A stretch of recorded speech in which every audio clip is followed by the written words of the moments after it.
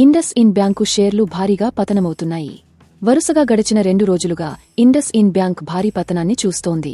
ఈ క్రమంలో నేడు స్టాక్ మరో 20% మేర పడిపోయింది. దీంతో నేడు ఎన్ఎస్ఈలో స్టాక్ ధర 180 క్షీణించి 720.35 వద్ద లోయర్ సర్క్యూట్లో లాకయింది.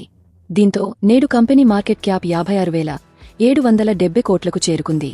దీంతో కంపెనీ షేర్లు నేడు ఇంట్రాడేలో తమ 52 వారాల కనిష్టాన్ని నమోదు చేశాయి.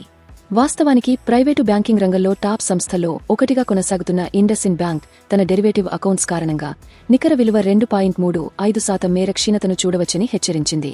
దీంతో స్టాక్ మార్కెట్లో పెద్ద అలజడి మెవుదలైంది. అప్రమత్తమైన పెట్టుబడిదారులు కంపెనీ షేర్లను విక్రయిస్తున్నారు. వాస్తవానికి కంపెనీ అంచనా ప్రకారం దాని నికర విలువ దాదాపు 1,500 కోట్ల మేర తగ్గవచ్చని వెల్లడైంది. డిసెంబర్ 2024 నాటికి దాని నికర విలువలో 2.35% తగ్గుదల ఉంటుందని అంచనా వేసింది. డిసెంబర్ 2024 నాటికి బ్యాంక్ అంతర్గతంగా నిర్వహించిన రివ్యూ ప్రకారం గరిష్టంగా 2.35% నికర విలువ ప్రభావితం కావచ్చని అంచనా వేసింది. ఇదే సమయంలో బ్యాంక్ దీనిని అంచనా వేయటానికి ఏకకాలంలో మరో ఇండిపెండెంట్ ఏజెన్సీకి కూడా దీనిని పరిశీలించి తమ అభిప్రాయాన్ని వెల్లడించనుంది. అయితే ఇప్పటి వరకు బయటి ఏజెన్సీ తన రిపోర్టును అందించలేదు. బ్యాంక్ సైతం ఎలాంటి ఫైండింగ్స్ ఉంటాయి, అవి బ్యాంకుపై ఎంత మేరకు ప్రతికూల ప్రభావాన్ని చూపుతాయనే అంశంపై అందరి ఎదురుచూపులు కొనసాగుతున్నాయి. ఈ వ్యవహారంపై దేశంలో 5వ అతిపెద్ద ప్రైవేటు బ్యాంకింగ్ సంస్థ రెగ్యులేటరీకి మార్చి 10న సమాచారం అందించింది.